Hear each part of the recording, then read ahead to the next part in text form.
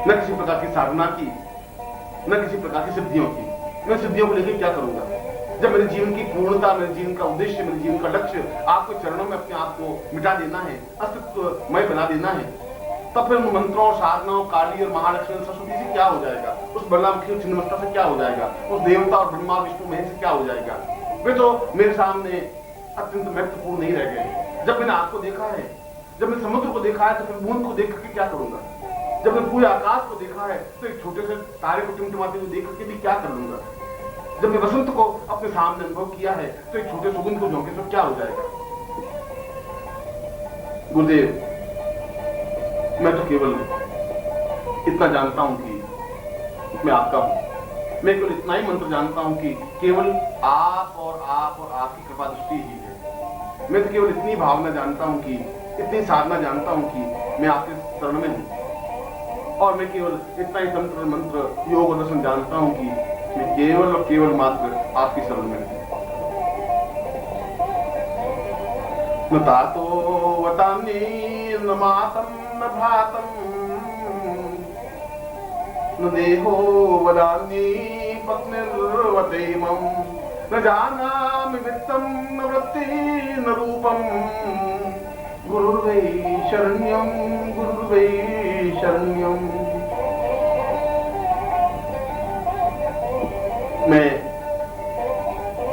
न माता को जानता हूं न पिता को जानता हूं, क्योंकि वे तो स्वार्थ में, स्वरूप में संबंध है। पिता इसलिए मुझे पुत्र कहते हैं कि मैं उनके जीवन में काम आ सकूं। न मेरे जीवन में कोई भाई है, न संबंधी है, न रिश्तेदार है, न पत्नी है, न पति है, न पुत्र है, न बंधु है, न बांधव है, न वित्त है, न धन है, न ऐश्वर्य है, न वैभव है। मेरे जीवन में कुछ है ही नहीं, क्योंकि मैं जीवन में कुछ चाहता ही नहीं। ये सब तो क्षण भंगुर है, समाप्त। ये तो मेरे साथ समाप्त हो जाएंगे। ये सब स्वार्थ के संबंध हैं, इनसे मेरा कोई प्रयोजन नहीं है, इनसे मेरा कोई लक्ष्य प्राप्ति नहीं हो सकती। यह तो शमशान की ओर जाने की यात्रा की पड़ाव है। जन्म से लगा करके मृत्यु तक में निरंतर मृत्यु की ओर अग्रसर हो रहा हूं, शमशान की ओर जा रहा हूं। और शमशान की यात्रा में ये भी मेरे सहायक है, जो मुझे ठेल करके शमशान की ओर अग्रसर कर रहे हैं। मेरे देह को छीनते हैं, मेरे प्राणों को छीनते हैं, मेरे धन को छीनने की कोशिश करते हैं, मेरी सेवा का उपयोग करना चाहते हैं, मेरे सुख का उपयोग करना चाहते हैं, मेरे जीवन का उपयोग करना चाहते हैं। इससे क्या हो जाएगा? इससे तो मैं एक मलिन और गंदी देह को एक लिया हुआ कीड़ा बन जाऊंगा, एक घटिया सा व्यक्ति बन जाऊंगा। अगर मैं पुत्र को उत्पन्न करूंगा तो ज्यादा से ज्यादा मेरे अस्तित्व में कंधा दे देंगे। यदि मैं पत्नी रखूंगा तो ज्यादा से ज्यादा मेरी मृत्यु पर वे चार आंसू बहा देगी। यदि पिता और माता की मैं अपने सामने रखूंगा तो वे ज्यादा से ज्यादा धन की याचना करेंगे। मगर ये मेरे जीवन का प्रयोजन नहीं है, ये मेरे जीवन का लक्ष्य नहीं है। मैं उस जगह खड़ा हूं जब यहाँ सब ये सब तुच्छ है। आखिर जीवन का कोई क्षण तो ऐसा आता है जब ये सब तुच्छ लगने लगते हैं। हिमालय के सामने जाते हैं तो एक बड़ा पत्थर भी कंकर की तरह दिखाई देने लग जाता है। जब क्या मैं आपके सामने उपस्थित हुआ हूं तो ये सारे संबंध मुझे बेमानी और बहुत छोटे से लगने लगे हैं, बहुत तुच्छ लगने लगे हैं, अस्तित्वहीन लगने लगे हैं। क्योंकि मैं इन संबंधों से जीवित नहीं रहना चाहता। मैं किसी का पुत्र, मैं किसी का पति, मैं किसी की पत्नी, मैं किसी का बंधु, मैं किसी का सखा बनकर के जिंदा नहीं रहना चाहता। इन बंधनों से मैं स्वतंत्र नहीं बन सकता। ये बंधन तो मेरा अभिशाप है, ये पांवों की बेड़ियां हैं, ये मुझे जकड़े हुए हैं। मेरे सांसों पर इनका नियंत्रण है, मेरी आत्मा पर इनका नियंत्रण है। मेरे प्राणों को दबोच लिया है। मैं समाज में घुट करके रह गया हूँ, एक अंधियारी कोठरी में भटक रहा हूँ जिसका कोई द्वार नहीं है। और जहां पर भी मैं ठेलता हूँ वहां मेरा सिर फूट जाता है। जिधर भी मैं दरवाजा ढूंढने की कोशिश करता हूँ वहां मेरा सिर फूट करके रक्त निकलने लग जाता है और मैं बदहवास सा इधर से उधर, आगे से पीछे की ओर भटकता रहता हूँ। चारों तरफ अंधेरा है, घनघोर अंधेरा। इस अंधेरे में, इस समाज में, इस अंधेरे के अलावा मुझे कुछ दिया ही नहीं है। भूख और प्यास और बाधाएं, परेशानियां, आलोचनाएं और गंदगी के अलावा इस समाज ने मुझे कुछ नहीं दिया। घटियापन, तुच्छता के अलावा मेरे परिवार ने मुझे कुछ नहीं दिया। ओछेपन के अलावा इस समाज ने मुझे कुछ सिखाया ही नहीं। मैं इस कीचड़ से निकलना चाहता हूँ, मैं इस दलदल से निकलना चाहता हूँ, मैं इस गंदगी से बाहर निकल करके पवित्र होना चाहता हूँ। मैं इस महान अद्वितीय गुरुमय बनकर के अपने जीवन को पवित्र दिव्य बनाना चाहता हूँ। मैं उस स्थिति को प्राप्त करना चाहता हूँ जो अपने आप में महत्वपूर्ण है। मैं उस ब्रह्म से साक्षात्कार करना चाहता हूँ जिसको ऋषियों और योगियों ने अहम ब्रह्मास्मि कहा है। मैं उस चैतन्यता को अनुभव करना चाहता हूं जो जीवन की पूर्णता है। आप मुझ पर कृपा करें, मुझे वापस से बंधनों में नहीं खेलें।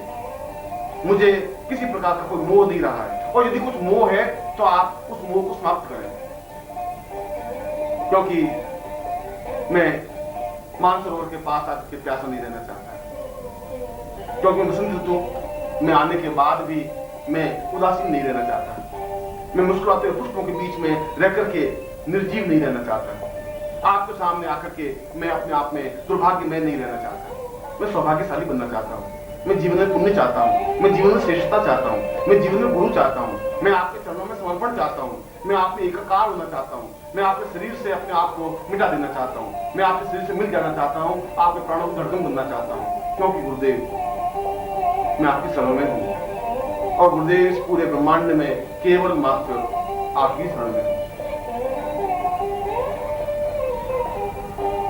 तुदीयं तदेवं भवत्वं भवेयं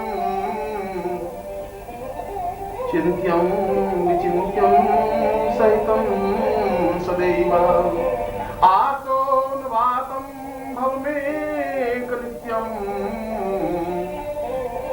गुरुर्वै शरण्यं गुरुर्वै शरण्यं। मैं दोनों हाथ ऊपर उठा करके चीख रहा हूं।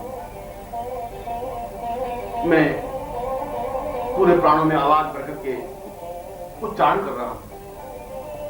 मैं जोरों से बोल करके अपनी बात आप तक पहुंचाना चाहता हूं।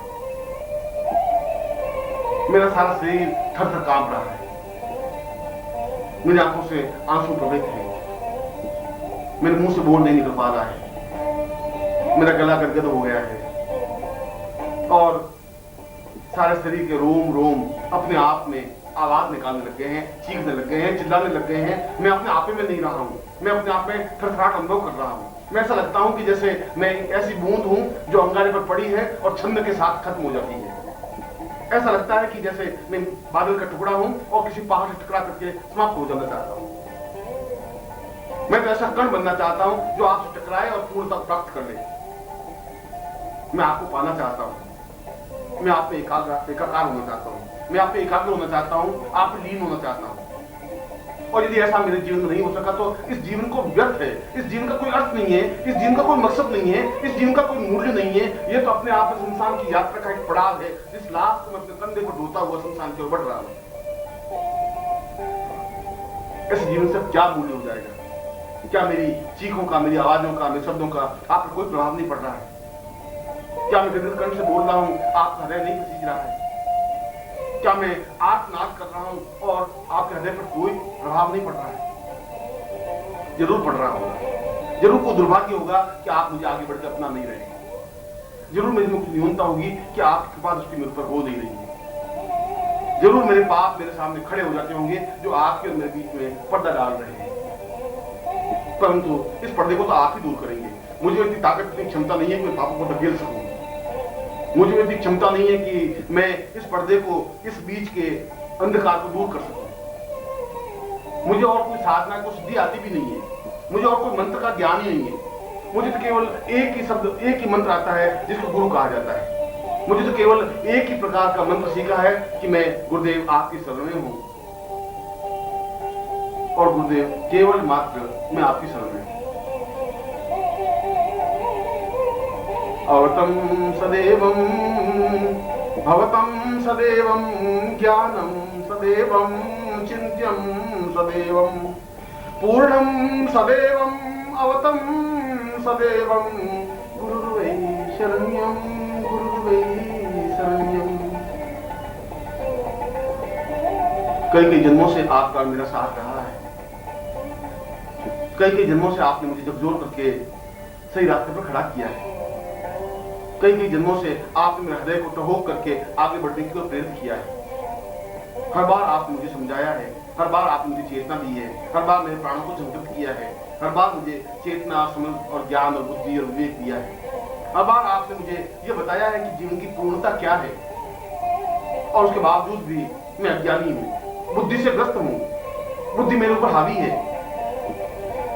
आपको मैं समझ नहीं पा रहा। इसलिए समझ नहीं पा रहा हूं कि आप हर क्षण बदल जाते हैं, हर क्षण एक नवीन स्वरूप मेरे सामने खड़े हो जाते हैं। इतने इतने रूप आप मेरे सामने खड़े कर लेते हैं कि मैं एक स्वरूप को पकड़ता हूं तो फिर दूसरा स्वरूप सामने आता है, दूसरे स्वरूप को पकड़ता हूं, तीसरा और चौथा और पांचवा स्वरूप सामने आ जाता है। मैं नहीं समझ पा रहा कि कौन से स्वरूप को मैं समझूं। मैं अज्ञानी हूं और ज्यों ही मैं समझने की कोशिश करता हूं त्यों ही आप माया का पर्दा आपके अंदर बीच में डाल देते हैं। आप बहुत अजीब तरह का खेल खेलते रहते हैं और मैं फिर आपको सामान्य मानव समझ लेता हूं, फिर मैं आपको हार्ड मास का व्यक्ति समझ लेता हूं, फिर मैं अपने आप को समझने की कोशिश करता हूं और मैं आपको समझने की कोशिश करता हूं। फिर मैं समझता हूं कि ये तो मेरा ही जैसा मनुष्य है। फिर उस माया के आवरण में लिप्त होता हुआ मैं उसी जगह जाकर खड़ा हो जाता हूं जहां से मैं चला था। प्रभु ऐसा मत करिए, ये बार बार मेरी परीक्षा मत करिए, बार बार माया के आवरण में मुझे मत डालिए, बार बार मुझे धक्का करके पीछे मत हटाइए, क्योंकि मुझ में किसी प्रकार का बल, ताकत, साहस, क्षमता नहीं है। मैं तो एक नगण्य हूं, तुच्छ हूं, अपने आप में मुझ में कोई ज्ञान और चेतना नहीं है। यदि आप मेरे ऊपर कृपा कर सके तो मेरी बुद्धि को समाप्त करें। यदि आपकी कृपा कटाक्ष मेरे ऊपर है तो आप मेरी भावनाओं को जागृत करें। यदि आप कुछ मुझे समझते हैं तो मुझे बुला करके अपने सीने से लगाएं, अपने बकिस्तर से चिपकाएं। मैं आपके धड़कन को अपने जीवन में उतार सकूं, मैं अपने प्राणों को पूर्णता के साथ एकाकार कर सकूं, मैं आप में निमग्न हो सकूं, अपने आप में आप लीन कर सकूं, आप पर मेरा अस्तित्व नहीं रहे। बूंद पूरी तरह से समुद्र में विसर्जित हो जाए, वायु का झोंका पूरी तरह सुगंध में और पूरी तरह से प्रभावित हो जाए, मेघखंड पूरी तरह से सागर में मिल जाए। मैं दूसरी प्रकार से आपको लीन हो जाना चाहता हूं, क्योंकि मेरा एकमात्र सहारा और अवलंब गुरुदेव आप हैं। मैं आपकी शरण में हूं, केवल मात्र आपकी शरण में। वस्तुतः यह दुर्लभ उपनिषद जीवन का एक सौभाग्यदायक काव्य है। मैं आपको हृदय से आशीर्वाद देता हूं कि आप अपने जीवन में गुरुमय हो सकें, गुरु में निमग्न हो सकें, अपने जीवन को विसर्जित करते हुए पूर्णत्व को प्राप्त कर सकें और जीवन में वह सब कुछ प्राप्त कर सकें जो इस दुर्लभ उपनिषद ने स्पष्ट किया है। मैं आपको ऐसा ही आशीर्वाद देता हूं।